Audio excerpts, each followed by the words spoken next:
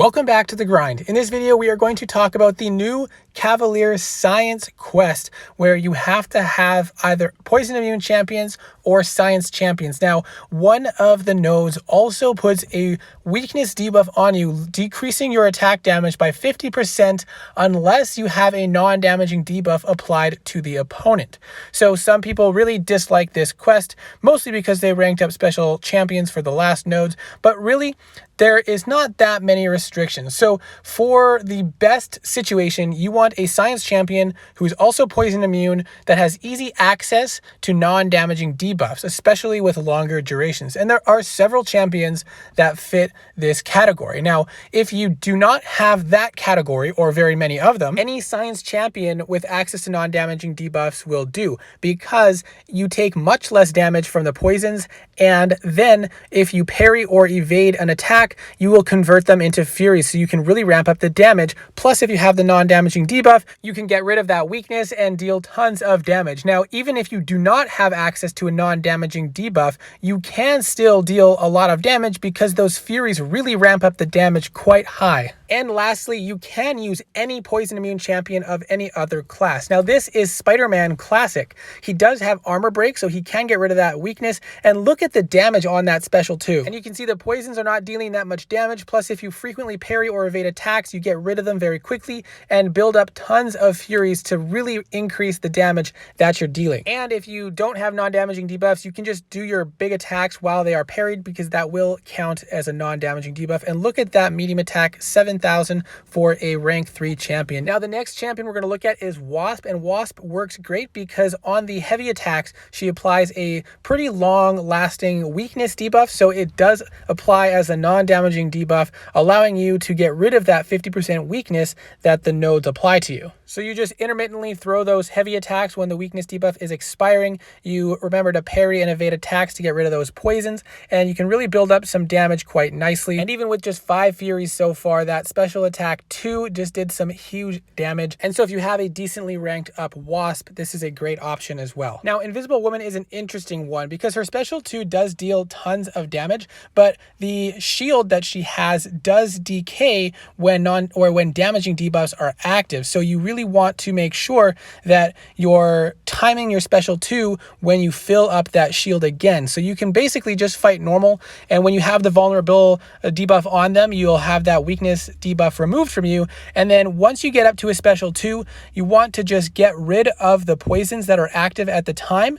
Save that special 2, wait for your shield to activate again, and then you can just evade a dash attack and throw it off. Now, if she doesn't crit, then you do unfortunately lose a lot of damage, but look at just the basic attacks here, dealing close to 6,000 and 10,000 damage, especially with that added energy damage that you're dealing. Unfortunately, the special 2 did not crit, but the damage that she deals with her basic attacks, especially during that invisible state with that shield active, and those invulnerable debuffs on the opponent with multiple furies stacked up, just ramps up the damage so high, and you can really get through these fights so quickly. You can see the damage that she's dealing at the end of this fight here with those basic attacks, and we finished the fight in just 41 hits. And then I used her again in the Vulture fight, and I wanted to show a nice special 2. Look at the crit damage, 18,000, 28,000 plus energy damage, so she dealt a ton of damage. Another option that you can do is use Ghost, because Ghost converts all the poisons into extra damage, so that's a very nice option as well. One thing that you can do to get rid of the weakness debuff, if you parry right before you throw off your special 2, that is an option to get at least the first, maybe the second hit to land without the weakness debuff.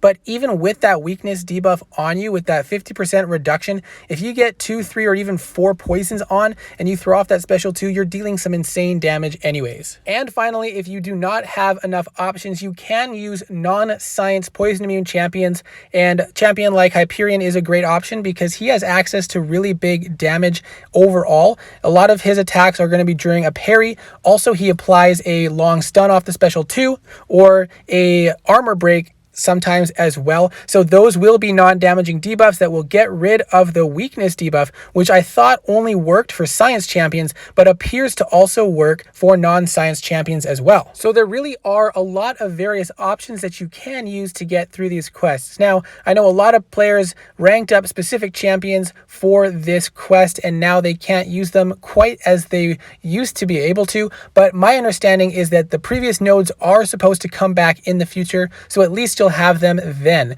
Now, another great champion would be Quake for this if you do have her and want to use her, but really there are tons of options, and look at the damage Hyperion is doing. So if you don't have the right science champions, look through your roster for other champions you have ranked up that might work for these nodes. Also, another way that you can get a non-damaging debuff if your champions don't have it is the Resonate Mastery, but it is quite expensive to unlock. If this is the only reason that you need it, it's probably not worth it. You might just want to find a champion that will act as an option for this node as well. And again, it does not have to be a science champion. You will lose out on some of the potential damage from those extra Furies. And if this happens to be your weakest class for these new nodes, then it might be difficult if it's quest 5 or 6. But overall, there are lots of options. So I do hope you're able to find something that works for you. I hope this video was helpful, and I hope to see you in the next video.